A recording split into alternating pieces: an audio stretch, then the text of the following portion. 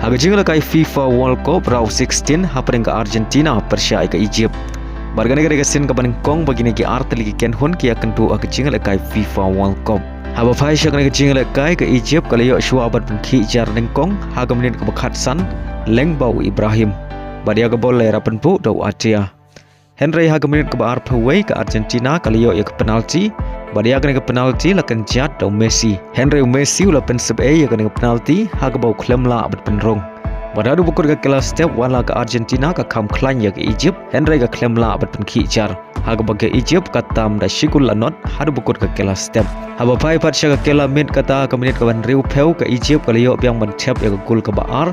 Henry leng ba ke jinge rap jong ke VAR la syam ba ke deka fall. Ashwa ba ke Egypt kan yo tap gol. Henry haga menit ke ban riu peu nyau ke Egypt kali yo ban tap ya ke gol ke baar. Leng bau siko. Badai la bagi deki ar gol jong ke Egypt kino Krishan jong ke Argentina kila du jingkerman ban job ya kena ke jing lekai. Henry day hadu ke menit ke bah nyau peu kendai. Leng bau Romero defenders ke Argentina.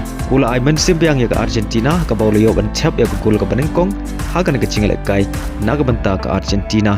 Pada haga menit ke bau pra peulai Messi ula pen kumen biang ya kinong Krishan jong u haga bau leo ban tap ya ke gol pen ya khai naga benta ke Argentina. Baleng bagan ke gol Lionel Messi leo ban tap adu pra gol haga ke jing lekai World Cup arajar ar penriu. Pada haswa ban kut ke jing lekai kata ke menit ke bakandai peu plus lai ke Argentina ke leo ban tap ya ke gol ke balai Leng bau Fernandes.